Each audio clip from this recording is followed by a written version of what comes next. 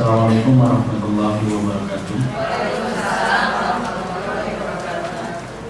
Innal hamdalillah wassalatu wassalamu ala Rasulillah wa ala alihi wa sahbihi wa man tabi'ahum bi ihsan ila yaumil qiyamah. Ibu yang semoga Allah rahmati dan Allah berkahi, alhamdulillah kita bersyukur dalam kesempatan sore kali ini kita diberikan oleh Allah kesempatan untuk berkumpul di majelis ilmu. Karena sesungguhnya di antara waktu yang Allah cintai untuk kita mendekat kepadanya adalah waktu pagi dan petang. Dan petang itu artinya adalah habis asar.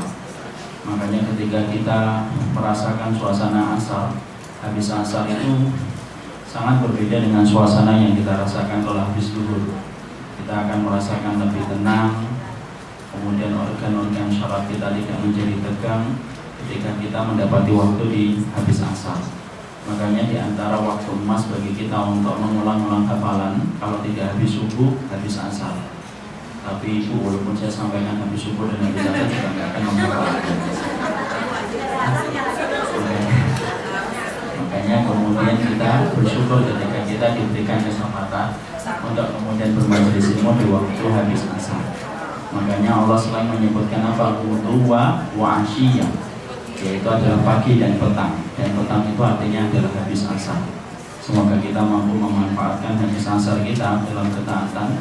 Makanya kita dimakruhkan untuk tidur habis asar, sebagaimana kita dimakruhkan untuk tidur habis subuh.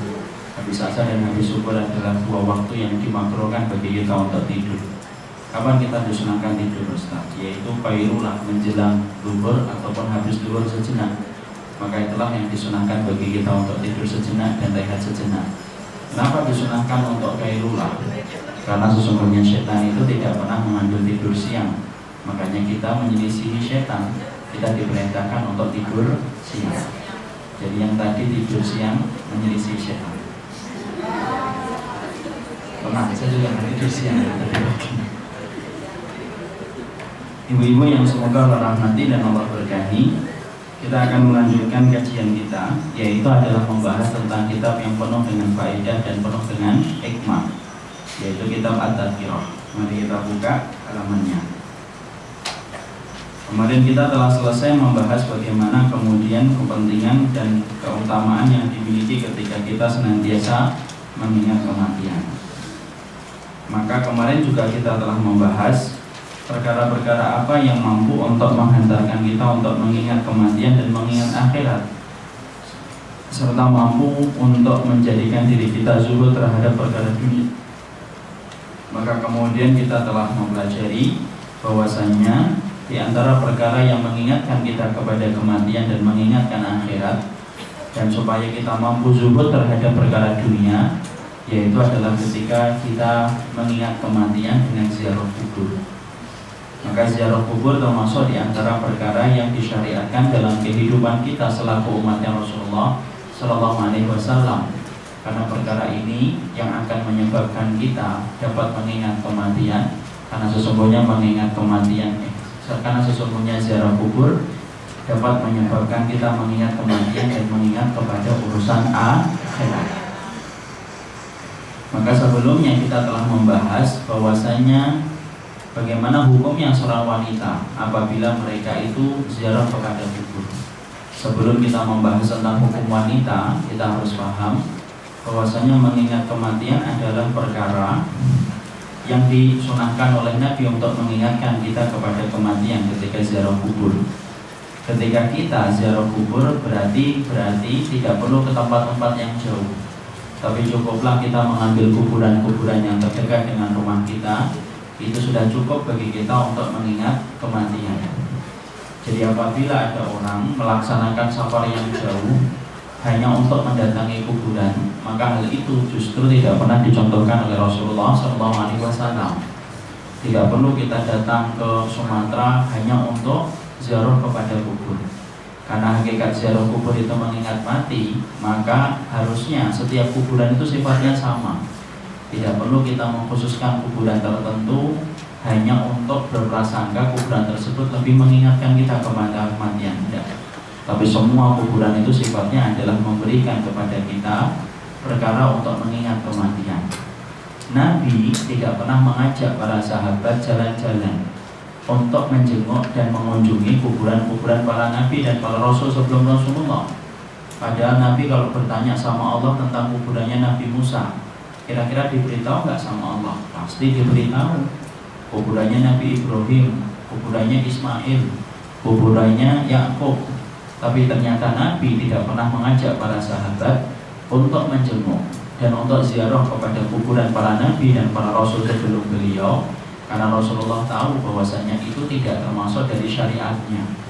Dan cukuplah Nabi pergi ke Baqi, tidak perlu jauh-jauh ketika mengingat kematian. Makanya Nabi ibu pernah kemudian diperintahkan pergi ke Baqi ketika diperintahkan oleh Allah mendoakan untuk mendoakan penduduk Baqi.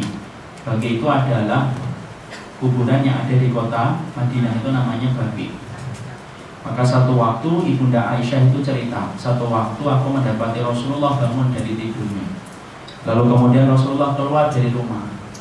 Maka Ibunda Aisyah kemudian mendapati Rasulullah ketika bangun dari tidurnya, ngikutin Rasulullah di belakang, tapi diam-diam, misalnya. Jadi kemudian mengikuti Rasulullah diam-diam. Kalau Rasulullah mempercepat langkah, maka Ibunda Aisyah mempercepat langkah. Kalau Rasulullah itu memperlambat langkahnya, maka Ibunda Aisyah juga memperlambat langkahnya. Dan ternyata Rasulullah masuk ke Baqi, dan kemudian Ibunda Aisyah pun masuk ke Baqi. Maka kemudian Rasulullah SAW berdoa di Baqi, kemudian balik. Dan Ibunda Aisyah karena kemudian khawatir akan ketahuan Nabi mengikuti Rasulullah, maka Ibunda Aisyah mempercepat langkahnya. Sampai kemudian ketika beliau tidur di atas tempat tidurnya, maka Ibunda Aisyah terengah-engah dalam nafasnya. Kemudian Rasulullah tahu, kamu ngikutin aku Aisyah, Masya Allah ya, kamu ngikutin saya ya. Tidak mungkinlah seorang utusan Allah berkhianat di belakangmu. Maka kemudian Rasulullah mengatakan, sesungguhnya aku mendatangi Baqi karena aku diperintahkan oleh Allah mendoakan kepada penduduk Baqi. Di situ faedah kita yang dapatkan apa? Ternyata Nabi ketika ziarah kubur tidak pergi jauh-jauh ke Syam, tapi Nabi cukup pergi ke Baqi. Baqi itu di mana? Di kota Madinah. Jadi di sini kita ngambil faedah mengingat kematian, termasuk diantaranya adalah dengan mendatangi kuburan. Tetapi mendatangi kuburan tidak perlu memilih kuburan-kuburan yang jauh, tapi cukup bagi kita mendatangi kuburan-kuburan yang terdekat dengan kita, duduk sebentar untuk mengingatkan kita kepada kematian dan mengingatkan kita kepada sesuatu yang memutuskan kelezatan hidup, yaitu adalah kenikmatan, yaitu adalah kematian. Sekarang bagaimana Ustadz dengan mengiringi jenazah? Sekarang hukum ziarahnya sudah jelas, ya. Dan hukum ziarah itu hukumnya bukan menjadi wajib. Berarti di sini kita paham bahwasanya datang ke kuburan itu lebih bermanfaat untuk kita atau untuk penghuni kuburnya? Untuk kita. Penghuni kubur hanyalah mendapatkan doa secara umum, Assalamualaikum ya ahlat diyar. Tetapi sesungguhnya lebih manfaatnya kembali kepada kita. Jadi berarti kalau ibu mendapati orang tuanya telah meninggal dunia, bukan berarti kalau ibu jarang menjenguk ibunya karena kuburan ibunya ada di kampung, di Brebes, di Tegal, di Kudus kayak saya. Bukan berarti ketika kita tidak mendatangi kuburan berarti kita tidak berbakti. Ibu saya meninggal 1,5 tahun yang lalu. Saya pernah pulang sekali atau 2 kali setelah meninggalnya ibu, tapi saya tidak kemudian mendatangi kuburannya. Karena apa? Karena sesungguhnya mendatangi kuburan itu adalah perkara yang manfaatnya kembali kepada kita, mengingat kematian. Adapun kepada kuburannya akan mendapatkan doa secara umum. Tapi kalau kita ingin betul-betul berbakti kepada orang tua kita yang telah meninggal dunia, cara yang kita lakukan adalah berdoa. Karena berdoa itu merupakan cara kita menjenguk orang yang kita cintai, supaya orang yang kita cintai mendapatkan ampunan dari Allah Subhanahu wa Ta'ala. Menyambung tali silaturahmi yang dulu disambung oleh orang tua kita, dan kemudian kita bersedekah atas nama ibu dan bapak yang telah meninggal dunia. Itulah cara menjenguk yang benar. Jadi kalau ada ibu, ternyata ibu merasa bersalah, kok saya jarang mengunjungi kuburannya ibu ya, maka tidak salah ibu, tidak ada salahnya. Karena Rasulullah pun tidak pernah, itu jarang banget beliau mendatangi Abwa. Abwa itu siapa ibu? Abwa itu apa? Abwa itu tempat antara Mekah dan Madinah, tempat meninggalnya ibunya Rasulullah Shallallahu Alaihi Wasallam ketika di antara Mekah dan Madinah. Apakah kita akan katakan Rasulullah kemudian tidak menghormati ibunya? Tidak. Tetap bahwasanya kalau kita secara umum kembali kepada diri kita, menghormati orang tua kita yang telah meninggal dunia adalah dengan kita senantiasa bagaimana kita itu bersedekah atas nama mereka, menyambung silaturahmi yang pernah disambung oleh mereka. Maka itulah cara ibu kemudian mengalirkan pahala untuk mereka. Jadi misalkan hari ini ibu tiba-tiba ingat ibunya, cari teman ibu yang dulu akrab dengan ibunya, mendiang ibu siapa, telepon, Bu gimana kabarnya. Karena kemudian ketika kita menyambung silaturahmi dengan orang yang dulu dekat dan akrab dengan ibu kita, itulah cara kita memberikan pahala untuk mereka dan manfaat untuk orang tua kita. Jangan diputus, walaupun ibu tidak cocok sama temannya ibu, walaupun ibu tidak cocok dengan temannya mendiang ibu dan bapak kita, sambung tali silaturahmi kalau orang tua kita ternyata dulu memang akrab dengan mereka. Dan itulah cara kita untuk menyambung cara kebaikan yang telah ditinggalkan oleh orang tua kita. Itu yang kedua yang kita harus pahami. Yang ketiga yang harus kita pahami, bagaimana hukumnya bagi wanita untuk datang ke kuburan.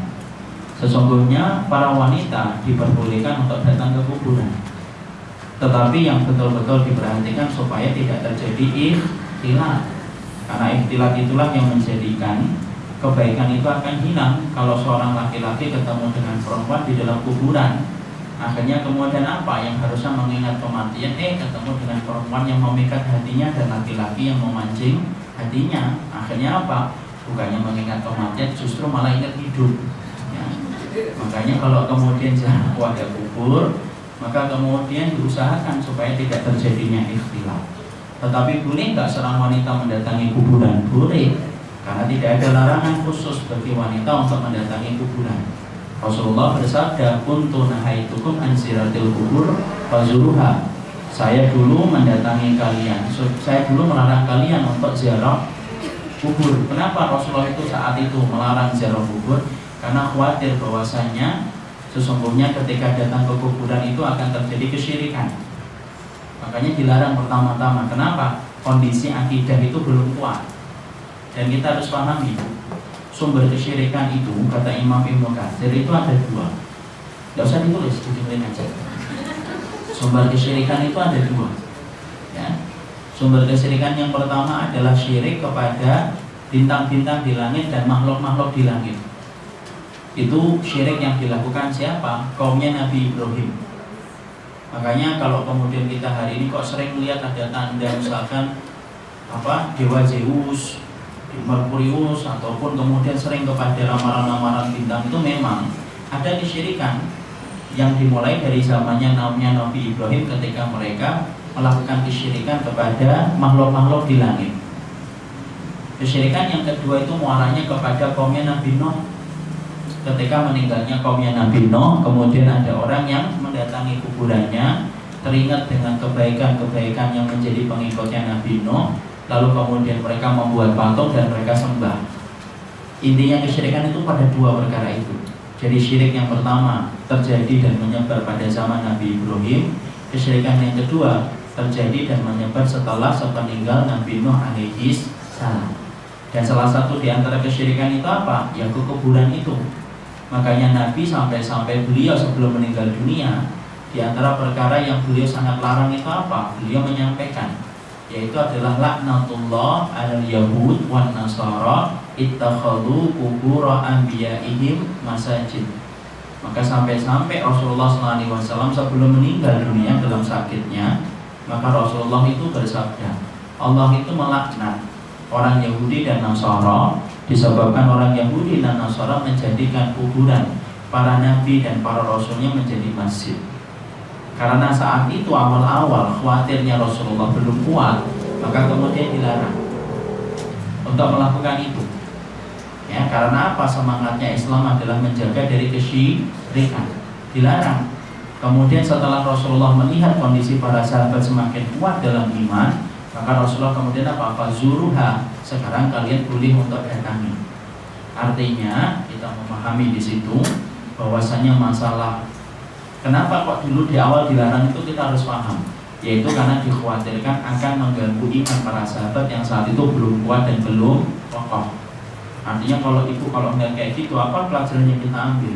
Yaitu ketika mendidik juga sama. Kalau anak-anak ini kita khawatirkan nanti akan terganggu akidahnya, tolong jangan lihatkan tayangan-tayangan yang sifatnya akan mengganggu akidah.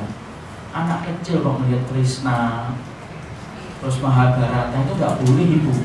Kenapa? Karena dia belum kuat imannya. Kemudian masih kecil SD sudah dibawa ke tempat-tempat kesyirikan Borobudur, itu sebenarnya nggak boleh. Kenapa? Belum kuat imannya ibu. Dia belum kuat imannya. Dan kita khawatirnya apa? Akan terganggu imannya. Karena tidak ada yang patut untuk kita jaga dengan semangat yang kuat kecuali adalah semangat akidah. Sama ibu, anak ibu kemudian nonton sifatnya hal-hal yang sifatnya syirik itu juga nggak boleh. Harry Potter itu nggak boleh ibu. Karena apa? Tayangan itu tayangan sihir. Tayangannya itu tentang sihir atau tidak? Tentang sihir, cuma dikemas dalam bentuk film. Terus kemudian kalau sihir dibentuk dalam kemas film, kemudian menjadi boleh itu tetap tidak boleh. Walaupun dengan kemasan, dengan visualisasi, dengan gambar yang luar biasa menarik, tetap tidak boleh. Kalau kontennya adalah konten kesyirikan.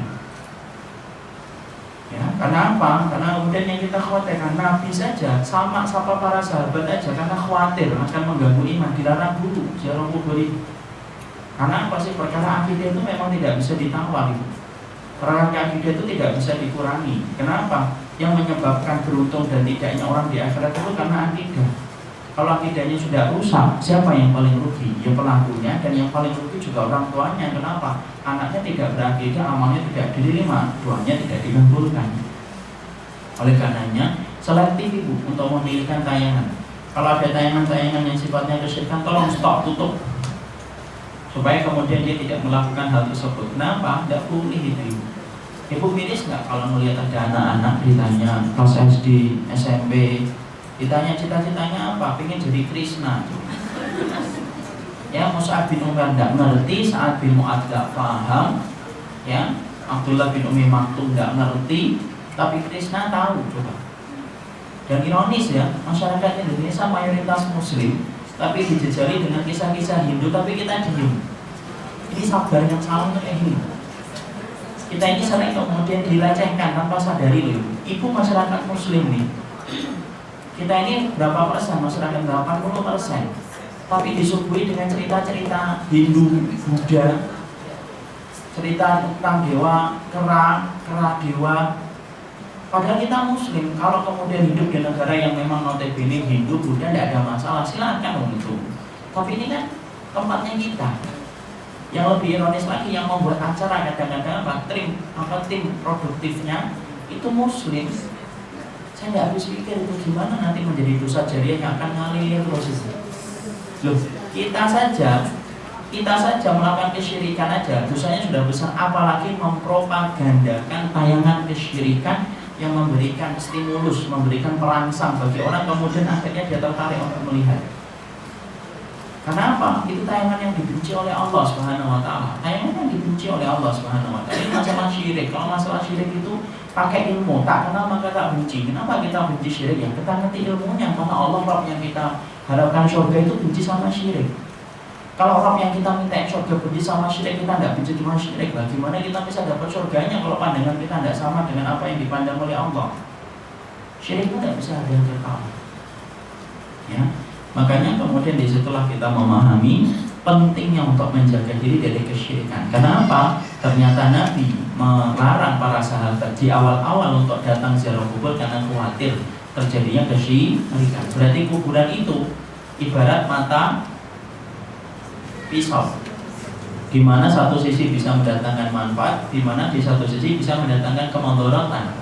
Kalau mendatangkan manfaat itu apa? Ngingetin kita kepada kematian. Tapi di satu sisi bisa menjadi keburukan. Kenapa? Banyaknya kesyirikan itu yang di kuburan juga. Makanya sampai Nabi melaknat. Nabi sampai melaknat loh. Padahal Nabi itu tidak pernah melaknat kecuali dalam perkara-perkara yang besar. La'natullah 'alal yahud wan nasara ittakhadhu qubur anbiya'ihim masajid. Laknat betul itu bagi orang Yahudi dan Nasara yang telah menjadikan kuburan para nabi-nabi mereka itu masjidnya menyampaikan Rasul. Makanya tadi saya katakan, sesungguhnya masalah tentang kuburan itu ibarat tadi apa? Mata pisau. Bisa mendatangkan manfaat, bisa mendatangkan kemudaratan, tergantung bagaimana kita memahaminya dengan ilmu. Maka kemudian kembali lagi di sini, maka kemudian ketika sudah diperbolehkan untuk datang, Rasulullah menyebutkan alasannya apa? Kenapa diperbolehkan untuk datang? Nabi mengatakan fa innaha tuzahidu fid dunya wa tudzakkirul akhirah. Karena sesungguhnya mendatangi ke kuburan itu menyebabkan tumbuhnya sifat zuhud di dalam hati dan menyebabkan orang itu ingat urusan akhirat. Ya, urusan akhirat itu diingat ketika dia ziarah kepada kubur. Maka bagaimana dengan wanita? Wanita tadi sudah kita katakan secara umum boleh bagi dia untuk mendatangi kuburan. Sekarang bagaimana tentang wanita yang mengikuti mayit? Boleh atau enggak? Warganya meninggal mengikuti si mayit. Sebagian para ulama kemudian mengatakan tidak boleh. Sebagian lagi mengatakan makruh, tapi makruhnya adalah makruh litanzi. Makruh litanzi itu apa? Makruh litanzi adalah makruh yang mendekati jaiz. Jaiz itu apa? Boleh. Jadi kemudian makruhnya tidak terlalu berat. Sebagaimana kota Ummu Atiyah berkata, nuhina an ittiba'il janaiz wa lam yu'zam alaina. Kami ini kemudian dilarang untuk mengikuti jenazah, tetapi tidak terlalu keras larangan itu diberlakukan kepada kami. Artinya, sebelum kita bahas hukumnya secara khusus, kenapa ada kata larangan bagi wanita untuk mengikuti jenazah? Karena wanita adalah makhluk yang rapuh ketika mendapatkan musibah, di mana dia dikhawatirkan akan menangis, meronta-ronta, kemudian sampai pingsan. Biasanya yang pingsan laki-laki atau perempuan? Perempuan yang pingsan itu. Yang laki-laki kalau pingsan itu jarang banget. Jadi kemudian yang pingsan itu banyaknya perempuan. Dan yang menyedihkan kalau terjadinya kapan? Terjadinya ketika si mayat belum dikuburkan sudah pingsan, nangis. Karena khawatir itu akan menjadi perbuatan niyahah. Apa itu niyahah? Niyahah itu meratapi mayat tanpa disadari. Jadi seakan-akan dia tidak ridho. Padahal sabar itu diperlukan kapan? Sabar itu diperlukan ketika pertama kali mendapatkan ujian itu. Disitulah sifat kesabaran kita itu diperlukan. Ibu tiba-tiba diberitahu ibunya telah meninggal dunia, Bu. Nah itu disitu sabar. Nah itu sabar di sini. Sabar itu pada yang pertama kali. Indah sadaqatil ula. Berat Ustaz, sulit. Iya, memang berat dan memang sulit. Kalau ada orang yang kemudian ketika meninggal nangis, meraung-raung, pingsan, setelah 4 hari 5 hari baru berkata insya Allah saya sabar. Udah tidak sabar, ini sudah terpaksa. Kalau gimana tidak sabar, sudah meninggal. Jadi sabar itu pertama kali diperlukan ketika baru pertama kali tentang mendengarkan berita tentang kematian. Itulah sabar yang pertama kali. Jadi disitulah kita memahami seorang wanita ketika mengikuti jenazah memang makruh, tapi makruhnya litanzi. Kalau mampu silahkan ikuti, tapi kalau kemudian kita mau misalkan, jangan kemudian campur aduk dengan laki-laki. Makanya jangan ikutin. Sekarang itu kan ya Allah, aturan itu sudah hilang gitu. Sampai kemudian ternyata kalau kita ziarah kubur itu malah perempuannya di depan yang lahat, yang lakinya di belakang, perempuannya melihat, lakinya ngeliatin perempuan gitu.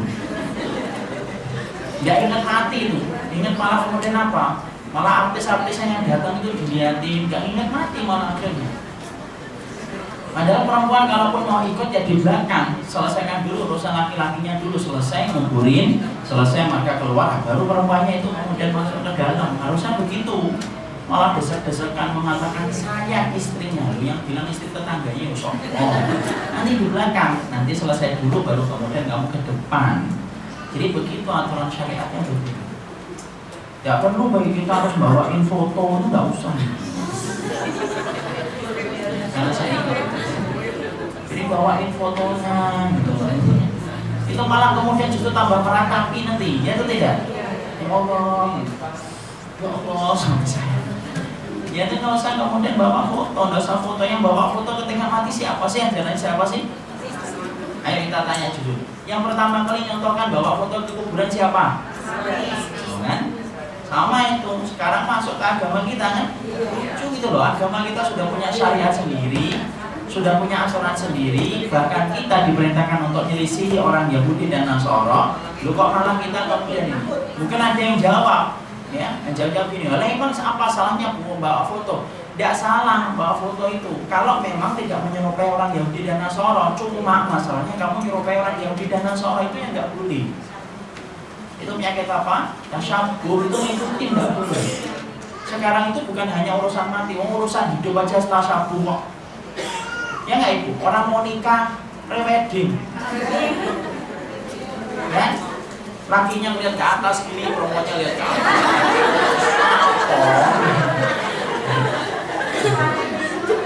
Maaf ya ibu, maaf ini saya sampaikan kebenaran, ibu terima nggak terima, muka-muka Allah lapangkan hatinya.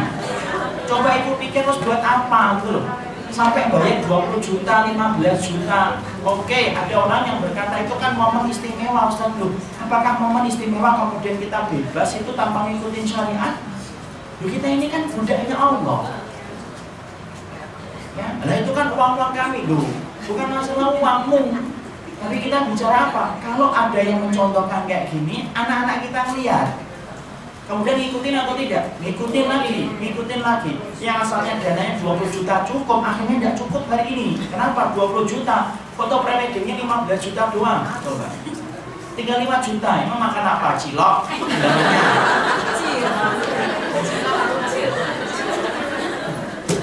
Bukan masalah itu juga. Lalu ibu perhatikan deh. Coba ibu perhatikan. Kira-kira normal nggak? Mungkin kemudian misalkan inilah kisah cinta, kita cinta dari SMA yang berujung ke pelaminan. Dilihatin fotonya berdua, ngeliatin begini. Nanti perempuannya lihat begini. Biasanya itu melihat ke langit. Melihat layang-layang putus itu.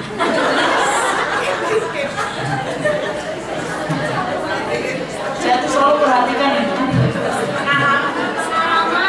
Malaman, enggak, saya tidak ada foto pre-wedding. Tidak ada.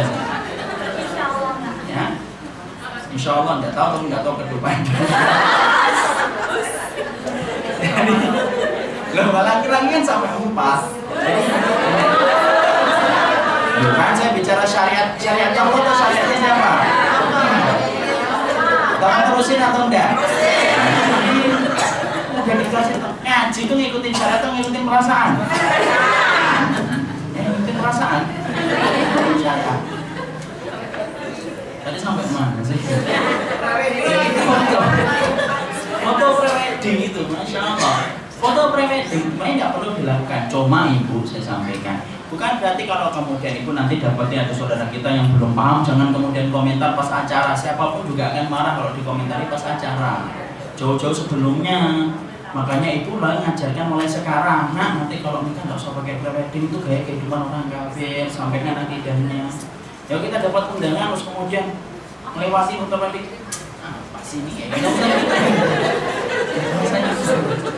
Jadi kalau kita pas diundang, ya sudahlah kita sabar. Tapi kemudian ini apa? Menjadi PR kita supaya kita ngikutin bahwasanya apa yang kemudian kita dapati dari hal semacam itu tidak benar. Ya. Inilah yang menjadikan kita harus mengerti, Masya Allah. Moga-moga kita ini sembuh. Karena penyakit yang hari ini banyak tersebar di antara masyarakat kita itu apa? Penyakit tasyabuh. Semangatnya syariat sunnah itu apa sih Bu? Semangatnya syariat sunnah itu menyelisihi dengan orang Yahudi dan Nasara itu. Contoh nih, kenapa kita nggak boleh untuk mencukur jambang? Ya, supaya menyelisihi majusi. Kenapa kita sholat kemudian pakai sepatu? Supaya menyelisih orang Yahudi yang mana tidak mau sholat, tidak mau sembahyang kecuali harus melepas sepatunya. Sampai kita puasa Asyura itu harusnya yang afdal 2 hari atau 1 hari? 2 hari. Untuk menyelisih apa? Untuk menyelisih Yahudi. Karena apa? Sebenarnya syariat itu diletakkan supaya menyelisih kita dengan orang Yahudi. Barakallahu fiikum. Jadi disitulah kita mengetahui bahwasanya maka kemudian mengingat kematian termasuk diantara ziarah kubur termasuk perkara untuk mengingatkan kematian. Mari kita buka halaman yang ke-29.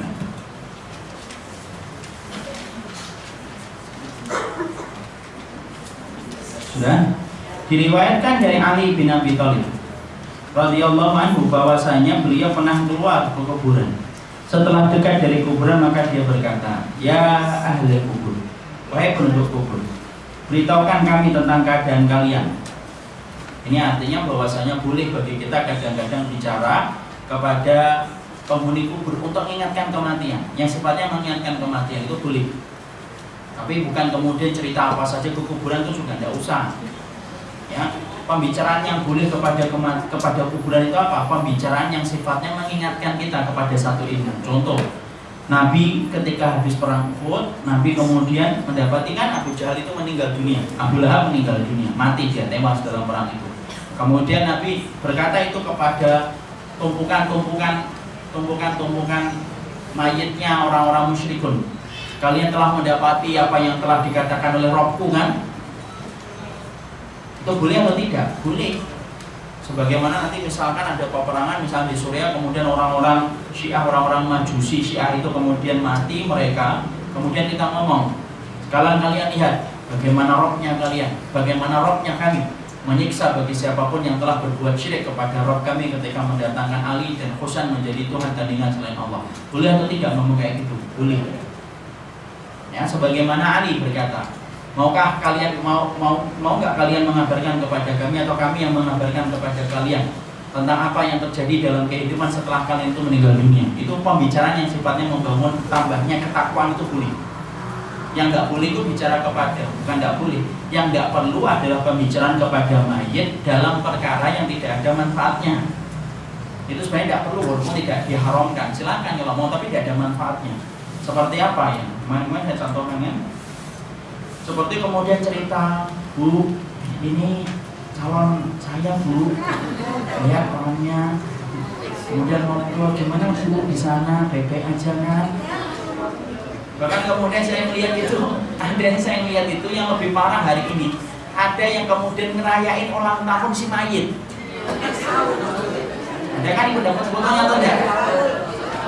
Bukan, bawa kue tart. Tanggalnya pas tanggal 3 hari yang lalu kalau tidak salah. Kemudian pas tanggal bulan apa ini? Oktober ya. Jadi tanggal dia lahirnya itu, kemudian teman-temannya datang memperingati ulang tahunnya. Masya Allah. Yang diulang-ulang itu istighfar dan ulang tahun. Ya. Jadi kemudian ternyata memperingati ulang tahun si mayitnya itu. Hal-hal semacam itu tidak perlu dilakukan, apalagi ngajak ngobrol, ya bukan haram tuh Ibu, saya katakan tidak haram. Silakan misalkan pengen ngobrol, Pak gimana Pak setelah meninggalnya, tapi sebenarnya tidak usah.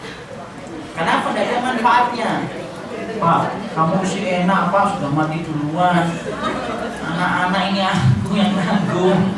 Kamu nggak ngerain rasa beratnya gitu. Nanti dijawab sama suaminya dalam kubur gitu ya Bu nih. Iya, bingung dia. Maka kemudian pembicaraan itu boleh. Kapan membicarakan itu boleh? Itu boleh membicarakan itu ketika sifatnya adalah menambah ketakwaan, sebagaimana dikatakan Ali. Sekarang mari kita baca. Maka Ali bin Abi Thalib itu berkata, hei penduduk kubur, beritahukan kami tentang keadaan kalian, atau kami yang akan memberitahukan kabar kepada kalian. Ya, adapun kabar dari kami, nih aku beritahukan kepada kalian nih, hartamu telah dibagi-bagi. Ya, istrimu nikah lagi ya. Berarti kemudian istri itu kalau ditinggalkan suami nikah lagi atau tidak? Nikah lagi. Kalau suaminya berwasiat jangan nikah lagi, tidak wajib ditaati ya. Kemudian tempat tinggalmu telah dihuni oleh orang lain. Kemudian Ali berkata, demi Allah, andaikan mereka bisa bicara, mereka akan berkata, kami tidak melihat bekal yang lebih baik kecuali ketakwaan. Jadi Masya Allah, disinilah kita mendapati, ya Allah, betapa besarnya pengaruh ziarah kubur bagi orang yang mendatanginya. Tentunya kalau kita datang ke kuburan itu ya harus kita mengerti. Jangan sampai kita datang ke kuburan sebagaimana kucing dan sebagaimana sapi melewati kuburan. Yang melewati kuburan itu banyak Ibu, kucing juga melewati kuburan, sapi juga melewati kuburan. Tapi mereka mendapatkan faedah ketika melewati kuburan? Tidak, sapi tetap jadi sapi, kucing tetap jadi kucing. Tapi orang yang beriman itu beda. Sama-sama mendatangi ke kuburan, maka sesungguhnya ada perubahan yang terjadi. Nanti kita akan bahas apa yang harus kita lakukan ketika mendatangi kuburan itu gimana. Sebelum kita membahas itu, maka kita kemudian buka pada halaman yang ke-30.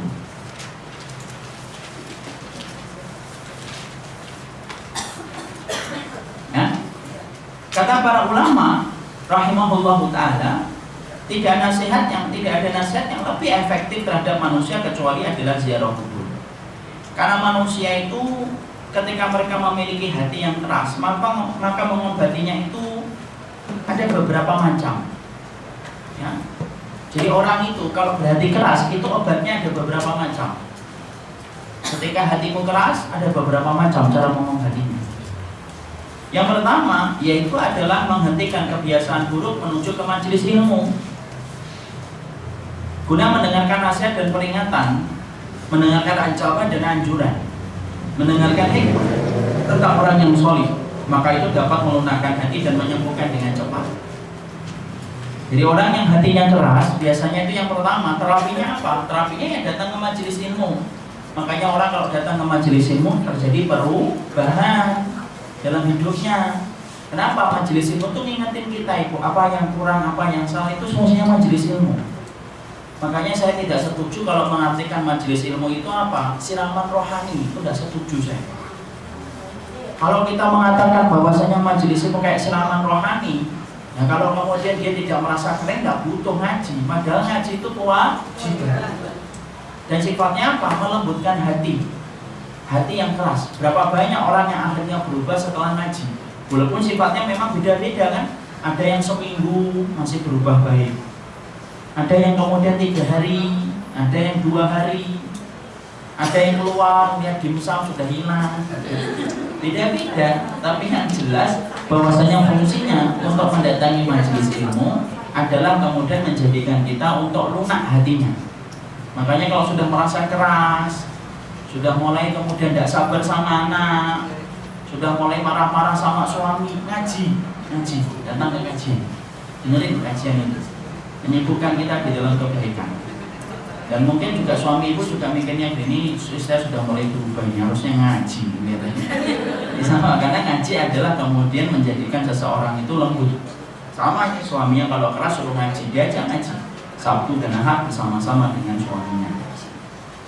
Karena sesungguhnya menghentikan apa? Akan menghentikan kebiasaan buruk. Karena terapi hati yang keras itu adalah dengan mengaji. Mengaji itu kayak nutrisi. Nutrisi bagi hati itu apa? Ilmu. Contohnya ini, orang sakit hati itu sebenarnya pengobatannya itu sama dengan pengobatan orang yang sakit jasad. Orang kalau sakit jasad itu datang ke dokter, kata Ibnu Jauzi. Kalau datang ke dokter, dokternya ngomong apa? Sakit apa, Ustaz? Ini makan tidak enak, demam tinggi. Sudah, banyak istirahat. Sudah banyak istirahat, Ustaz. Dikurangin jadwalnya, dikurangin aktivitasnya, istirahat.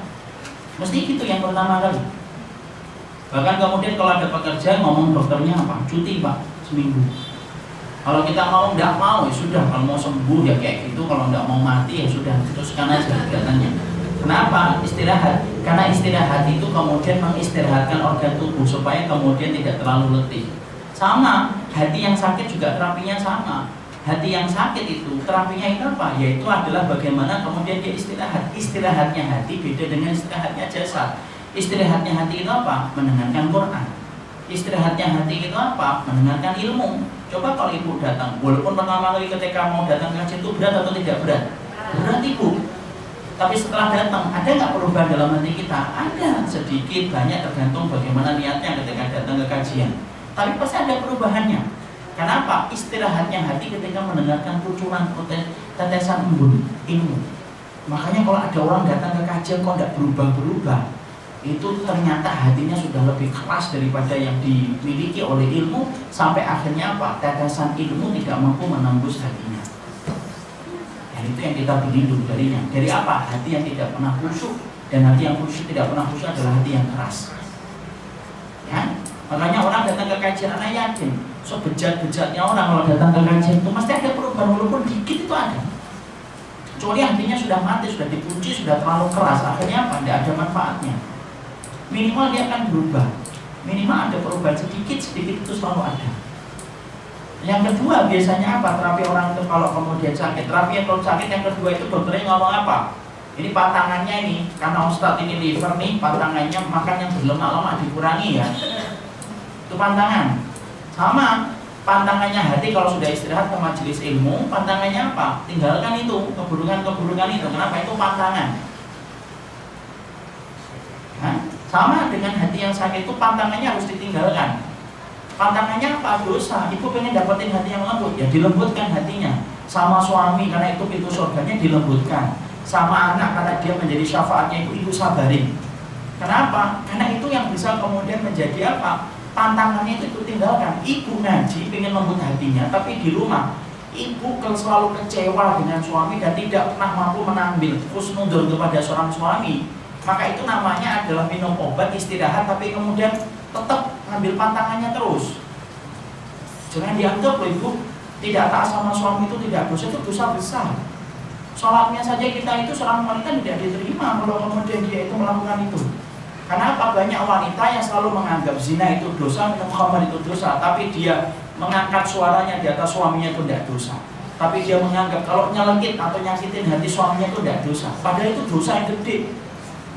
Makanya sampai Nabi berkata sholatnya itu tidak akan diterima. 3 perkara. Salah satunya apa? Orang yang membuat marah suaminya sampai suaminya kembali mereda kemarahannya. Yang mengatakan siapa? Rasul. Tinggalkan pantangannya. Kalau pengen hatinya lembut itu. Dan biasanya yang tidak disadari itu di bawah atap rumahnya itu ada dosa yang tidak disadari yang sering dilakukan oleh seorang wanita. Ya. Yang ketiga, biasanya apa terapinya kalau kita ke dokter? Yang ketiga baru kemudian dikasih obat, dibom penyakitnya, dituntaskan dengan obat itu. Sama kita ketika hatinya sakit, dituntaskan apa? Dituntaskannya dengan kemudian taubat dan istighfar, dibom dengan taubat, dibom dengan istighfar, selesai. Insya Allah hatinya akan sembuh.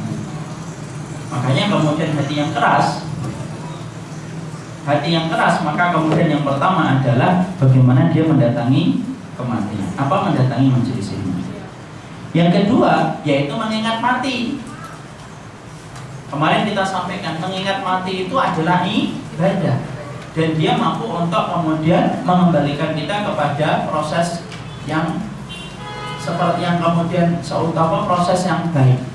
Makanya kan omongan kita itu apa? Omongan kita kan sering berkata itu orang tidak ingat mati, ya. Karena apa? Mengingat mati itu fitrah untuk mengembalikan kepada kebaikan. Makanya komentar orang yang tidak pernah ngaji sekalipun kalau melihat orang berdandanan itu mak-mak walaupun dia tidak pakai jilbab, pakai kemudian celana pendek, pakai kemudian membuka auratnya misalkan. Tapi kalau dia orang berdandanan, refleks dia akan ngomong, orang kayak gitu tidak ingat mati.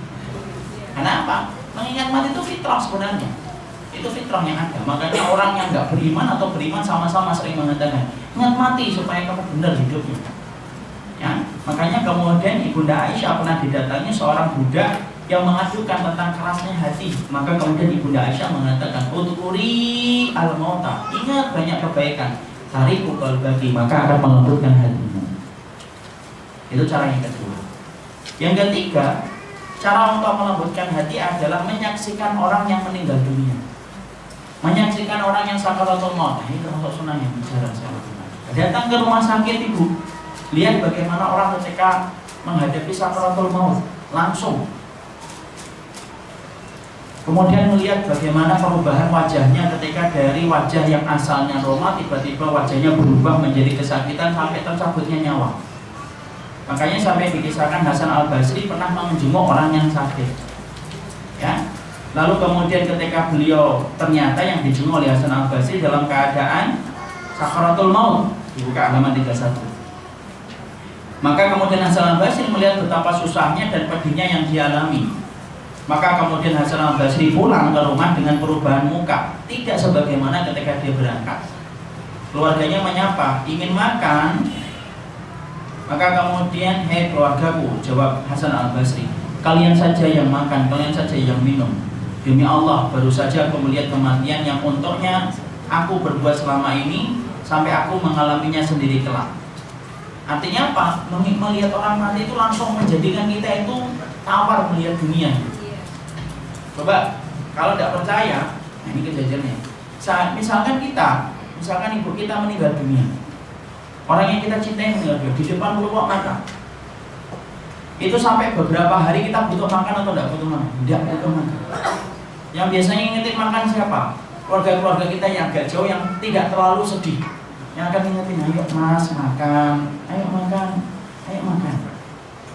Tapi orang yang sedang dirundung itu ketika melihat langsung pertama kali orang yang dia cintai meninggal, sahabatnya meninggal, itu pertama kali itu pasti refleks. Seluruh dunia itu langsung hambar.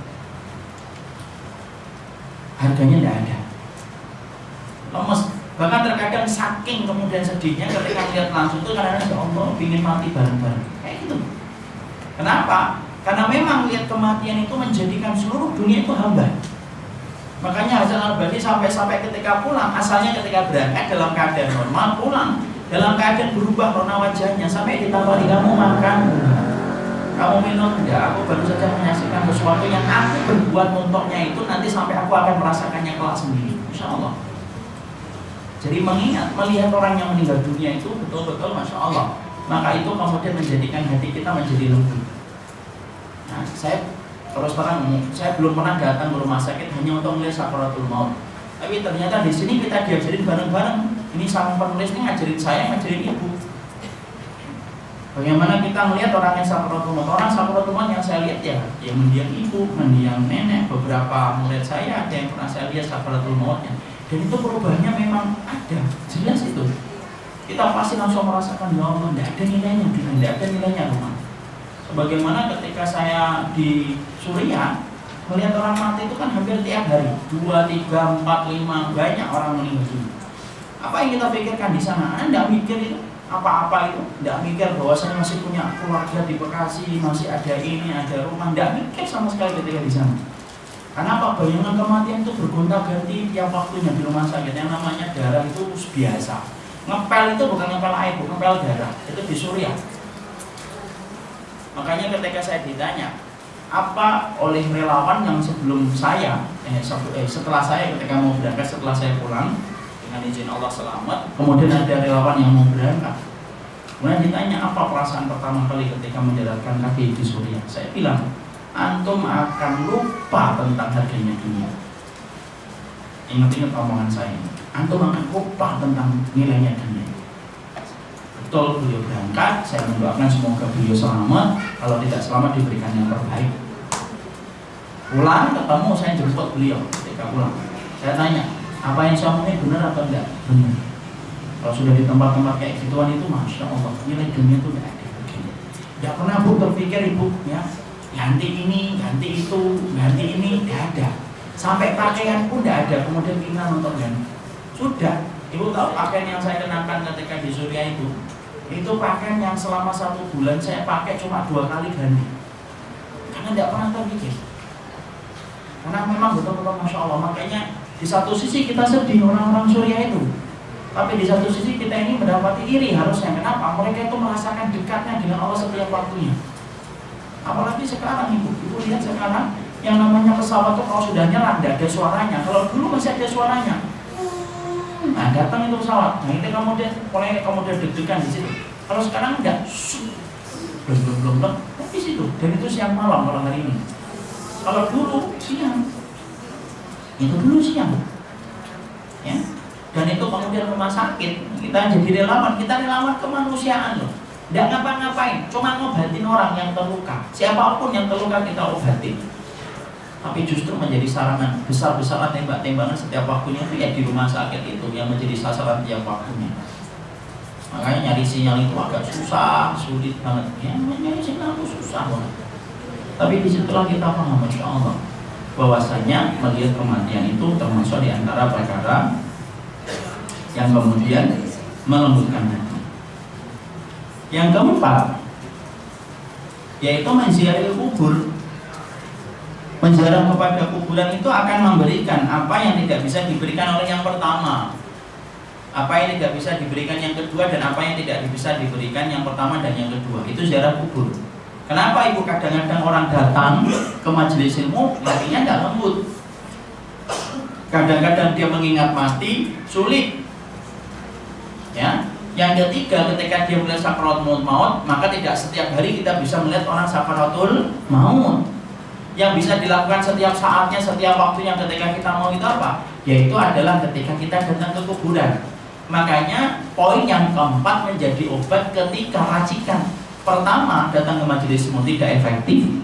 Racikan yang kedua tidak efektif, racikan ketiga tidak bisa kita dapatkan setiap harinya, diberikan racikan yang keempat. Racikan yang keempat itu datang ke kuburan itu. Ya, itu racikannya. Kayak obat kan Ibu. Obat itu kalau kemudian tidak bermanfaat, jangan diem. Dokter itu ngapain kalau mau obatnya? Dok, kemarin saya pusing kasih obat kok tidak berubah. Dosisnya ditambah atau tidak? Ditambah. Makanya yang pertama itu yang tadi kita katakan, datang ke majelis ilmu itu obat. Kalau tidak bermanfaat, dosisnya ditambah. Dengan apa? Mengingat mati. Kalau kemudian tidak bertambah, ditambah lagi dosisnya. Tidak bermanfaat, tambah lagi dosisnya. Apa yang ditambah? Yaitu melihat orang yang mati, sakaratul mautnya. Tapi masalahnya yang ketiga kan tidak setiap saat. Ya, yang keempat itu yang paling tepat. Karena apa? Dia mewakili racikan yang pertama dan racikan obat yang kedua. Kalau tidak berhasil, racikan yang keempat. Racikan keempat itu apa? Datang ke kuburan, duduk di dalam kuburan, merenungkan bagaimana kita. Disitulah kemudian akan memberikan obat bagi kerasnya hati. Dan bagaimana sikap kita ketika duduk di kuburan? Itu yang akan kita bahas dalam pertemuan kita.